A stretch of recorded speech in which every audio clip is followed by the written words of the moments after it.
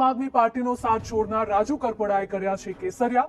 પ્રદેશ ભાજપના નેતાઓની હાજરીમાં ભાજપનું ખેસ પહેર્યું। રાજુ કરપડા સાથે અન્ય 1000 કાર્યકર્તા ભારતીય જનતા પાર્ટીમાં જોડાયા। ભરતભાઈ બોગરા, શ્રી ડોક્ટર અનિલભાઈ પટેલ બધાને વિનંતી કરું કે રાજુભાઈ કરપડાનું ખેસ પહેરાવી અને વિધિવત રીતે ભારતીય જનતા પાર્ટીમાં સ્વાગત કરે। ભારત માતા કી। હું 2017-18 થી ખેડૂતનું સંગઠન બનાવી ખેડૂતો માટે લડતો, ત્યાર પછી 2021માં એક રાજકીય પાર્ટીની અંદર હું જોડાયો। એક સ્વપ્ન લઈને નીકળ્યા હતા કે અમારા ખેડૂતને કેવી રીતે સુખી સમૃદ્ધ બનાવી શકાય, કેવી રીતે ખેડૂતને ગામડાઓની અંદર જ વસવાટ કરી રહે, ગામડાઓ ભાંગે નહીં, ગામડા તૂટે નહીં, ખેડૂતનું મજબૂત સંગઠન બનાવી નાના મોટા ખેડૂતના પ્રશ્ન હોય તો એને વાચા કેવી રીતે આપી શકાય, આ સપનું જોઈ અને એક ચોક્કસ પાર્ટીની અંદર 2021માં જોડાયા કે અમારા ખેડૂતનો અવાજ બુલંદ બનાવી શકાશે।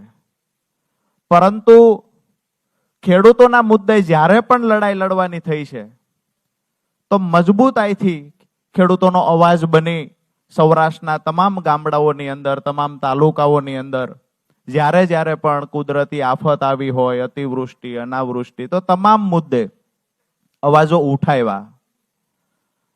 છેલ્લે જ્યારે હળદળવાળી ઘટના ઘટી, હું જેલમાં ગયો, ઘણા બધા વિચારો આવ્યો, ઘણું બધું મંથન કર્યું, ત્યારે એક વાત ચોક્કસથી સમજાણી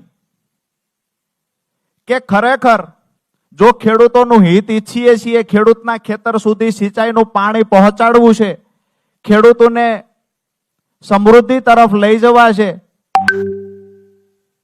તો સત્તા પક્ષની સામે રહી માત્ર આંદોલનો કરી, જિંદાબાદ મુર્દાબાદના નારાઓ બોલાવી અને સતત સરકારનો વિરોધ કરીને ખેડૂતનું હિત નહીં કરી શકાય। ચોક્કસથી આપણો ચહેરો ચમકાવી શકાય, સરકારની સામે, સત્તાની સામે રોજે રોજ આંદોલનો કરી આપણો ચહેરો ચમકાવી શકાય, પણ જે લોકોની પીડા છે એ પીડાને કાયમી ધોરણે નિરાકરણ લાવવું હોય તો નિર્ણય સત્તામાં રહેલી પાર્ટીએ કરવાનો હોય છે। અને સત્તામાં રહેલી પાર્ટીને જ્યારે સામે બાયો ચડાવી, સિંગડા માંડી અને રજૂઆત કરવી અને ખેડૂતોનું હિત કરવા પ્રયત્ન કરતા હોય એવું દેખાડવું, એના કરતા મને એવું લાગ્યું ખેડૂતોનું જો હિત જ કરવું છે, દરેક ખેતર સુધી સિંચાઈનું પાણી પહોંચાડવું છે, તો ભારતીય જનતા પાર્ટીની સરકાર છે ને એની સાથે જોડાઈને મારા ખેડૂતોને સમૃદ્ધિ તરફ લઈ જઈએ।